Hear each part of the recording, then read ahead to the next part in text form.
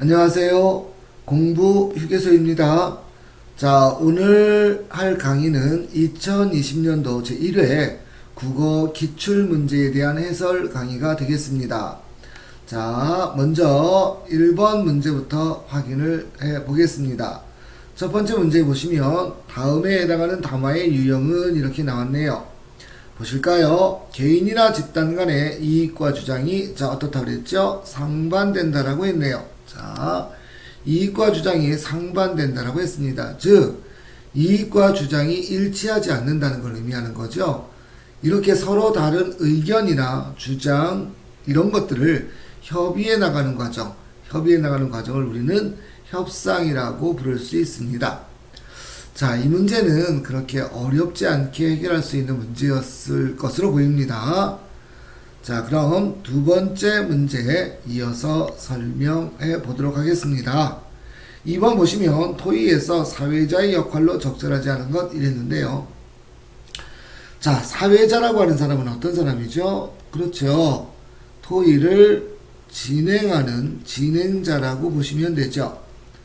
자, 그럼 진행하는 사람은 어떤 역할을 먼저 해야 될까요? 그죠? 제일 먼저 토의 주제를 제시해야 할 것이고요. 어떤 내용을 토의할 것인지 토의 주제를 제시하게 될 것이고요. 두 번째, 이 사람 저 사람이 막무가내로 발언하면 혼란이 있겠죠. 그러니까 참여자들의 발언 순서를 안내하는 역할을 수행하게 될 겁니다. 그리고 참여자들이 발언하고 나면 그런 발언 내용들을 정리해서 말해주는 그런 역할도 담당하게 됩니다. 그런데 이 사회자가 자기의 주장을 내세운다는 것은 합당하지 않습니다. 자기의 주장을 내세울 수 있는 것은 아니므로 이게 틀렸다라고 보시면 되죠.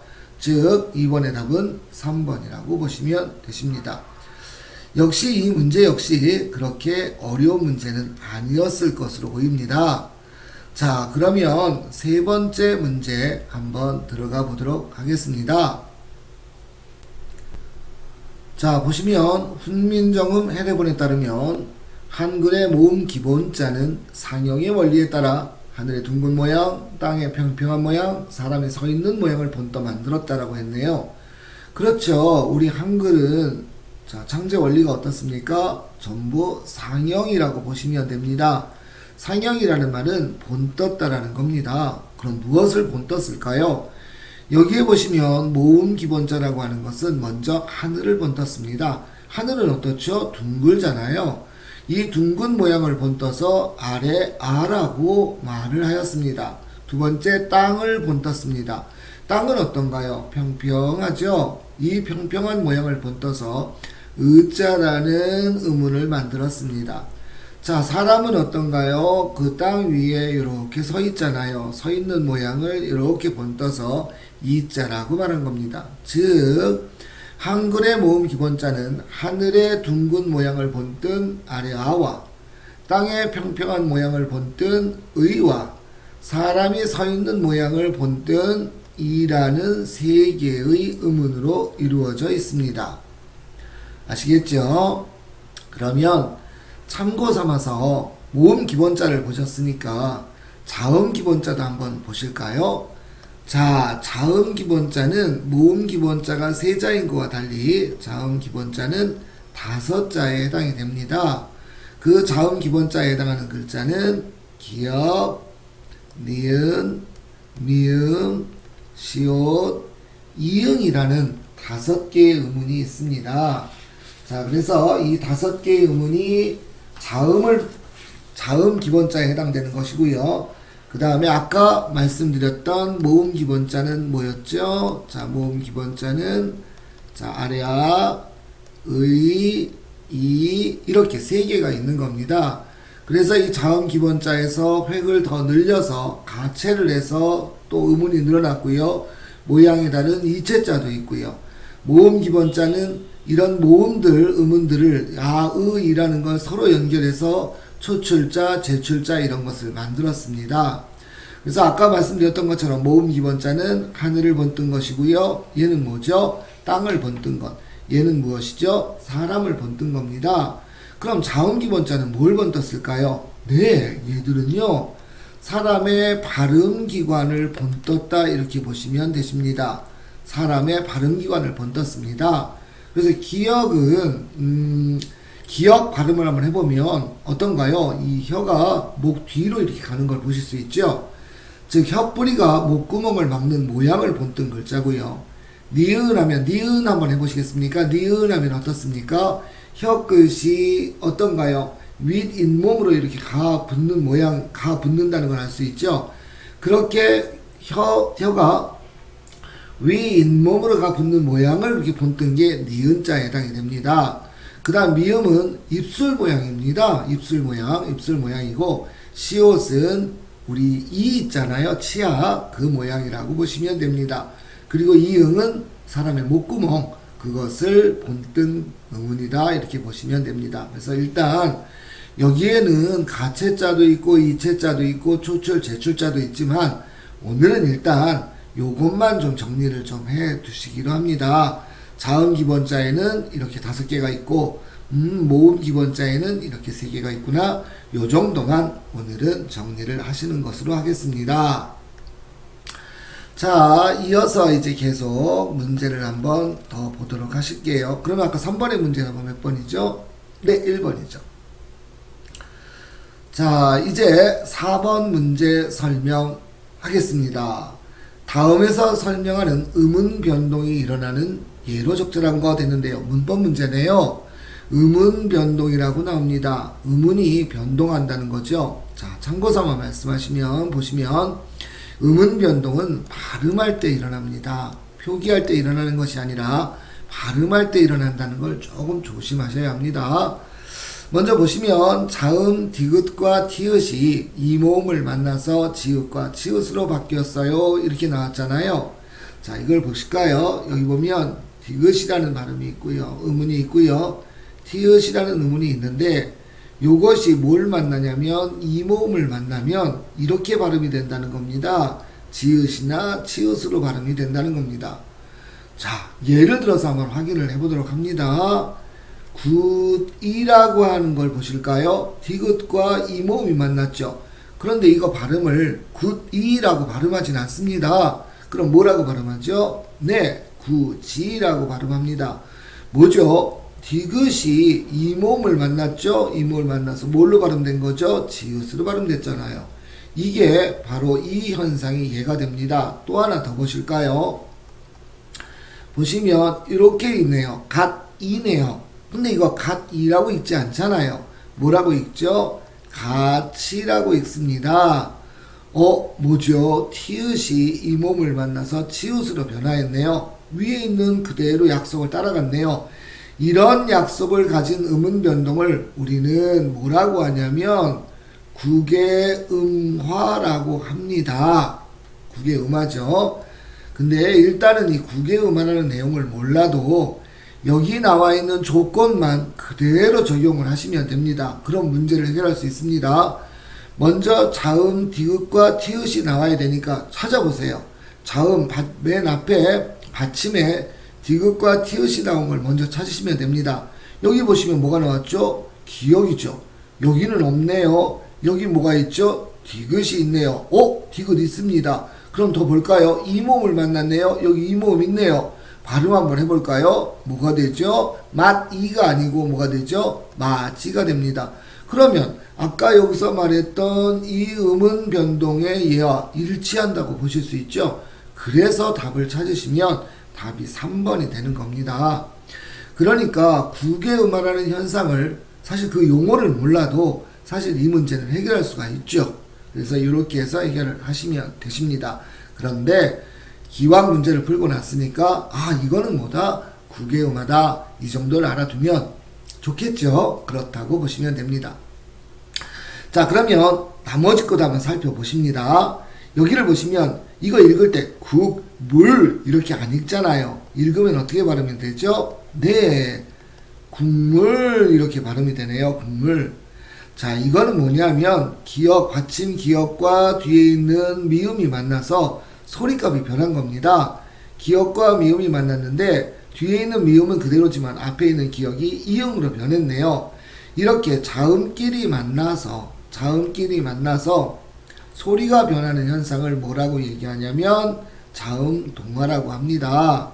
자, 이런 또 문법 용어 또 하나 나왔죠. 여기 보시면 4번 먼저 보실게요. 축하를 보시면 발음할 때 축하 안 하잖아요. 그죠? 발음은 무조건 쉬워야 합니다. 발음은. 자, 발음을 쉽게 한번 해보시면 뭐가 되죠? 축하 이렇게 되네요. 이건 뭐죠? 기역과 히읗이 만나서 또 소리가 변했는데 아까 1번하고는 성격이 좀 다르죠. 아까 1번은 받침 글자가 있죠. 근데 여기는 받침 글자 기역이 어떻게 됐죠? 사라져 버렸습니다. 그래서 이건 자음동화라고 하지 않습니다. 이거는 뭐냐면요. 기역이라는 이 음운이 히읗이라는 음운을 만나서 키읔이라는 음운으로 소리가 나는 현상을 말합니다. 그런데 이렇게 기역과 히읗이 만나서 키읔처럼 소리 나는 현상이 요것만 있는 게 아닙니다. 그래서 기역, 디귿, 비읍, 지읒은 요것들은요. 히읗을 만나면 뭐로 발음되냐면 기역, 디귿, 비읍, 지읒으로 발음이 되는 겁니다. 자, 이걸 우리는 뭐라고 하냐면 음은 축약이라고 합니다. 자, 뭐라고 한다고요? 음은 축약이라고 합니다. 그래서 다르게 말하면 이것이 경음이거든요. 경음화 현상이라고도 또 얘기를 하기도 합니다. 그래서 이렇게 해서 정리를 한번 해보시도록 하십니다. 자, 그 다음에 이번에 따님 같은 경우에는 뭐냐면 이게 원래 글자가요 이렇게 만들어진 거라는 거죠. 처음에는 뭐였죠? 딸이었죠. 근데 두 번째는 님이었잖아요. 딸님이었는데 이 딸과 님이 합해지면서 딸님? 아니죠. 이상하죠. 이것이 뭘로 변했냐면 따님 이렇게 변하는 겁니다. 그렇다면 앞에 딸에 있었던 리을이 어떻게 된 거죠? 자, 리을이 산약된 거네요. 사라진 거네요. 그래서 이걸 우리는 뭐라고 부르냐면 음은 탈락이라고 부릅니다. 자, 이해하셨죠? 4번 같은 경우에는 문법 문제였습니다. 좀 어려울 수 있죠. 그런데 아까 살펴보신 것처럼 여기 제시되어 있는 조건만 맞춰도 문제는 해결할 수가 있습니다. 다만 문제를 해결하고 났으니까 이제 거기에 관련된 문법 용어들을 한 번씩은 좀 정리해 보시면 도움이 된다라고 하는 겁니다. 그게 공부하는 거니까요. 이렇게 해서 정리를 해 보셨습니다. 자, 이제 그러면 다음 문제 5번을 한번 보시도록 하겠습니다. 다음 밑줄 친 단어들의 공통점이 뭐예요? 이렇게 물어봤네요. 보시면 쉽게 보실까요? 활짝이네요. 뭐가요? 국화가요. 활짝 어떻게 됐는데요? 피었대요. 그럼 이 활짝이라는 말은 피었다는 말을 어떻게 하고 있나요? 꾸며주고 있죠. 피었어요. 국화가 피었습니다. 자, 이 문장은 국화가 피었다라는 게 가장 기본적인 문장이 됩니다. 국화가 피었어요. 어떻게 피었는데요? 활짝이요. 그러면 이 활짝이라는 건 국화가 피어있는 상태를 수식하는 그런 말이라고 볼 수 있습니다. 즉, 활짝은 피었다를 꾸며주고 있네요. 두 번째 문제 보실까요? 아기가 엄마 품에서 방긋 웃는다. 방긋 어떻게 한다고요? 웃는데요. 역시 어떤 거죠? 방긋이 웃는다를 뭐하고 있나요? 꾸며주고 있다는 걸 볼 수 있습니다. 그런데 여기에서 피었다라는 말과 웃는다라는 말은 자, 여기서 이것저것 짜투리 다 빼버리면 가장 기본적으로 남는 게 뭐죠? 피다라는 말로 만들 수 있죠. 얘는 뭐라고 만들 수 있나요?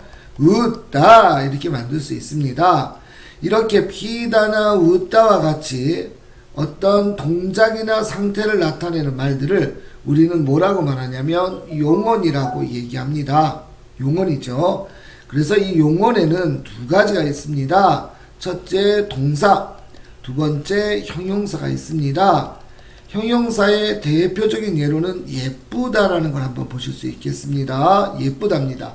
동사는 위에 있는 것처럼 피다, 웃다 이거를 보겠네요. 피다 이렇게 봅니다. 그러면 동사와 형용사를 어떻게 구별할 수 있을까요? 쉬워요. 일단은 용언에서 동사와 형용사를 구별하는 방법은 요겁니다. 니은을 넣어보거나 아니면 는을 넣어보는 겁니다. 는을. 그래서 이 니은이나 는을 넣어봤을 때 말이 되면 그건 동사입니다. 보실까요? 핀다, 웃는다, 말 되죠? 그럼 동사입니다. 그런데 예쁘다 같은 경우에 니은을 넣으면 예쁜다 이상하잖아요. 안 되죠? 이건 형용사입니다. 자, 이런 동사와 형용사를 가리켜 우리는 뭐라고 부르냐면 용언이라고 하고, 여기 위에 나와 있는 활짝과 방끝은 그런 용언을 꾸며주는 역할을 하고 있다라고 보시면 되십니다. 일단 이 문제는 요것만 해결하고 넘어가도록 하겠습니다. 여기 보시면 체언도 나오고 대상의 움직임을 나타내는 거, 이거는 동사가 맞습니다. 얘는 동사입니다. 이거 동사 배우셨으니까 자, 동사 한번 정리해 보실까요? 얘는 동사입니다. 얘는 대상의 움직임을 나타낸다 하면 이건 동사가 맞습니다. 그 다음에 부름이나 대답을 나타내는데 얘는 감탄사라고 하는 겁니다. 감탄사. 기왕 나왔으니까 그냥 설명드리겠습니다. 이 부름이나 대답을 가리키는 말은 감탄사라고 하는데요. 이 감탄사는 이렇게 체원 용언처럼 표현하면 뭐가 되는 거냐면 독립언이라고 말할 수 있습니다. 새로운 용어죠. 넘어가십시오. 감탄사가 있는데 이 감탄사는 네 가지가 있습니다. 부릅니다. 부름. 자, 야! 라고 불렀습니다. 야라고 불렀다면 이거는 부름이죠. 부름. 불렀으니까 뭐 해야 되죠? 대답을 하죠. 이렇게 대답을 합니다. 그럼 이거는 뭐가 되는 거죠? 대답이죠. 자, 감탄사니까 감탄을 좀 해야 되지 않을까요? 감탄. 가을에 낙엽이 떨어졌는데 그 모양이 너무 이쁩니다. 이쁘구나 할 때 뭐 이런 것들이 뭐가 되는 거죠? 감탄에 해당되는 말입니다. 이거 말고 이런 것도 있죠. 깜짝 놀라는 거 있잖아요. 놀람도 있습니다. 아이쿠 이런 말들, 이런 부름, 대답, 감탄, 놀람, 이런 느낌, 놀람, 이거 감탄을 느낌이라고 한다면, 자, 느낌이라고 얘기할 수 있겠죠. 느낌, 뭐 감탄이든 느낌이든 상관이 없는데, 자, 여기 보시면 얘를 느낌이라고 만약 보신다면 부름, 대답, 느낌, 놀람 이렇게 말한 것들을 우리는 뭐라고 말하냐면 감탄사라고 얘기한다는 겁니다. 자, 체언이 나왔잖아요. 이것도 하겠습니다. 체언은 뭐냐면 이렇게 보시면 돼요. 사람의 이름이나 물건의 이름을 나타내는 말은 뭐라고 그랬죠? 명사라고 그랬죠. 그죠? 이름입니다. 그 명사를 대신하는 겁니다. 이것, 저것, 그것 이렇게 대신하는 거니까 명사를 대신했다 해서 이걸 뭐라고 하냐면 대명사라고 합니다. 그 다음에 또 하나 뭐가 있냐면 하나, 둘 이렇게 세는 거 있잖아요. 이걸 수사라고 합니다. 이런 명사, 대명사, 수사를 가리켜 체언이라고 합니다. 아시겠죠? 여기서 보시면 화단, 국화 이런 것들이 체언 명사잖아요. 체언이죠. 아기, 엄마, 품 이런 것들이 뭐라고 보시면 돼요? 체언이라고 보시면 됩니다. 자, 일단 5번 문제 해결은 피었다나 웃는다와 같은 뭐라고 그랬죠? 용언을 활짝이나 방끝이 뭐하고 있다고요? 꾸며주고 있다는 겁니다. 즉 답은 몇 번이죠? 2번이 되는 겁니다. 5번에서 설명이 좀 많았습니다.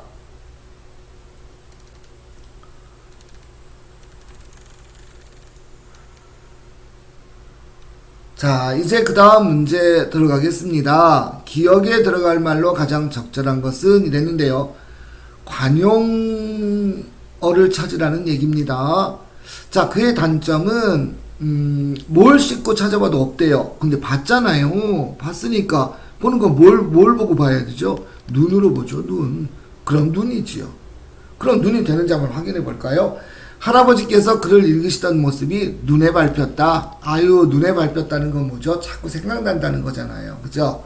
그리고 나는 전화를 오래 붙들고 있다가 할머니의 눈밖에 났습니다. 미움을 샀네요. 미움을 샀다는 얘기입니다. 자, 여기 전부 어울리는 말들은 뭐죠? 눈이라고 보시면 됩니다.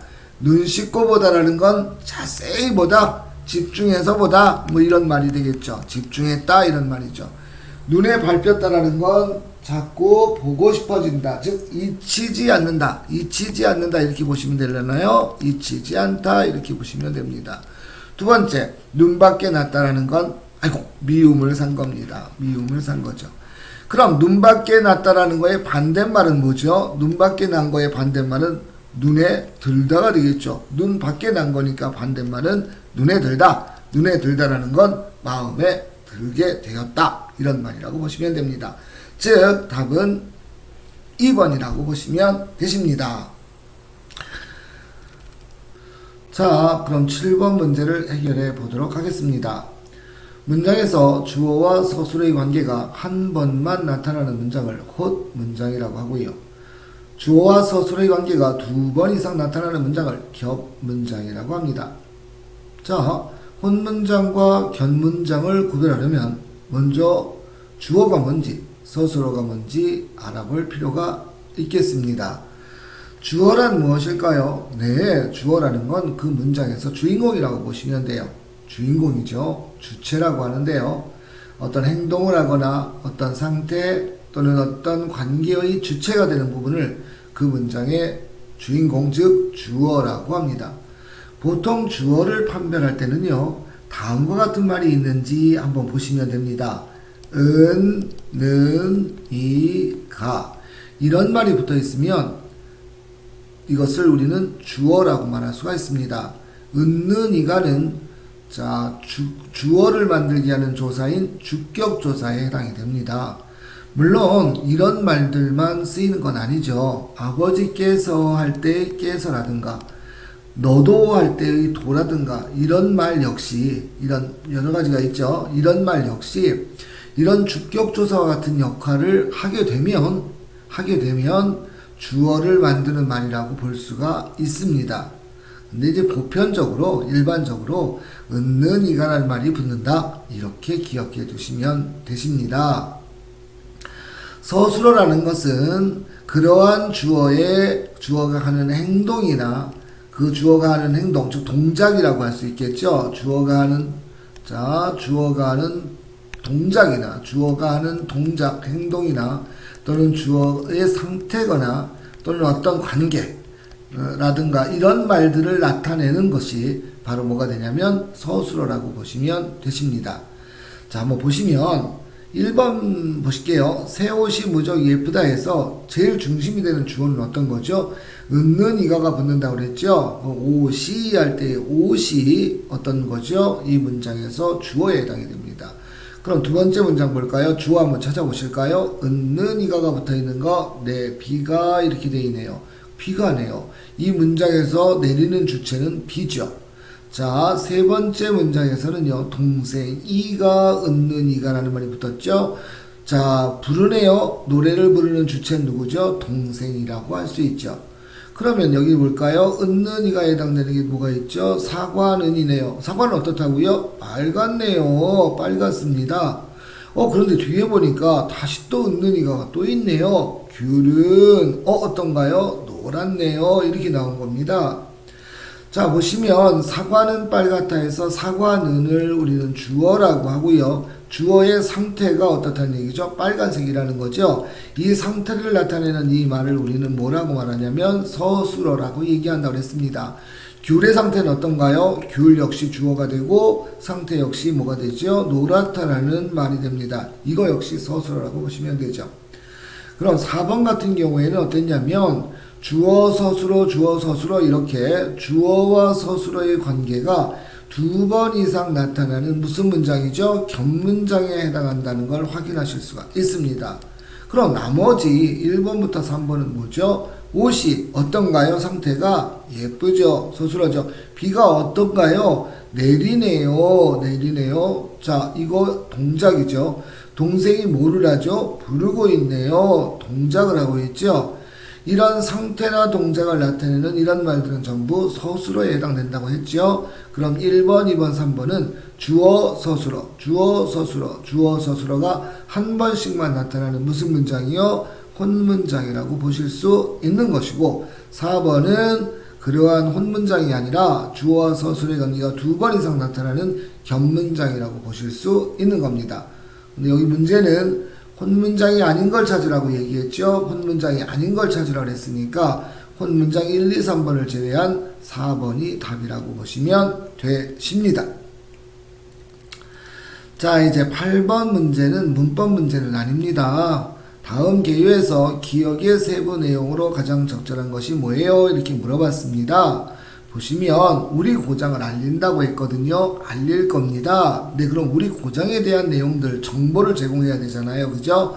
그럼 우리 고장이 어디에 위치하고 있는지, 우리 고장의 문화재에는 뭐가 있는지, 우리 고장에서 행하고 있는 행사는 어떤 것이 있는지, 그리고 우리 고장의 향토 음식은 어떤 것인지 이런 것들을 소개하게 될 겁니다. 그런데 여기 문제는 뭐냐면 행사의 세부 내용이 뭐예요? 이렇게 물어본 겁니다. 말 그대로 행사잖아요. 그럼 행사에 관련된 내용을 찾으시면 되죠. 행사는 보통 뭐가 되는 거죠? 네, 지역 축제가 됩니다. 그럼 답이 뭐가 될까요? 네, 4번이라고 보시면 되시겠죠. 그렇게 어렵지 않게 푸실 수 있었을 겁니다. 자, 이제 9번 문제로 오시면 고쳐쓰기 방안인데요. 이런 것들은 글을 제대로 쓰고 제대로 읽기 위해서 필요한 것이라고 보시면 되십니다. 자, 보시겠습니다. 적절하지 않은 거 했습니다. 춤 동아리 춤꾼에서, 네, 춤꾼이라는 건 춤 동아리네요. 클럽이라고 하죠. 보통 동아리입니다. 우리말이죠. 춤 동아리 춤꾼이니까 그러면 춤꾼이라는 이 동아리에서는 춤을 추는 게 주 목적이 될 겁니다. 신입 회원을 어떻게 한다고 그랬죠? 네, 소집한다고요? 이상하죠? 신입 회원이라는 건 아직 이 동아리의 회원이 아닌 사람을 새로 뽑는 걸 의미합니다. 이렇게 회원이 아닌 사람을 새로 뽑는 걸 우리는 뭐라고 얘기하냐면 모집이라고 합니다. 모집. 소집이라고 하는 건 뭐냐면 이미 그 일원이었던 사람, 그 구성원이었던 사람을 부르는 거죠. 야, 무슨 일 있어? 빨리 와, 다 와! 이렇게 하는 것이 소집이고, 새로 모으는 건 모집이라고 보셔야 합니다. 기억은 틀렸죠? 자, 우리 동아리는 회원 간에 따뜻한 온정이 넘쳐요. 자, 니은을 보시면 여기 조금 문제가 있습니다. 여기 온정할 때 온이라는 말이요. 한문으로 쓰면 이런 글자입니다. 이게 무슨 글자냐면 따뜻할 온자입니다. 그러면 이걸 보시면 따뜻한 정 이렇게 되네요. 따뜻한 정 돼서 같은 말이 겹쳤죠. 겹쳤으니까 여기는 온정이라는 말을 놔두고 여기 따뜻한이라는 말을 어떻게 해야 되죠? 없애버려야 합니다. 그래야 맞는 내용이 되겠죠. 디귿 보시면 요즘은 춤보다 노래 연습을 많이 해요. 아니, 춤 동아리인데 왜 노래 연습을 더 많이 하죠? 춤 동아리 신입 회원을 모집하는데 노래 연습을 많이 한다고요? 이건 말이 안 맞잖아요. 그래서 디귿 같은 경우는 어떻죠? 생략이 되어야 합니다. 왜 생략이 되어야 되냐면 얘는 통일성을 위배한 문장이기 때문에 그렇습니다. 그렇죠? 그래서 생략이 되어야 될 거라 이렇게 보시면 됩니다. 자, 우리 동아리에 가입한다면 춤을 잘 추고 싶은 당신의 바람이 이루어진다고 했는데 이 바람이라는 말은 우리가 잘못 쓰는 말 중에 대표적인 말입니다.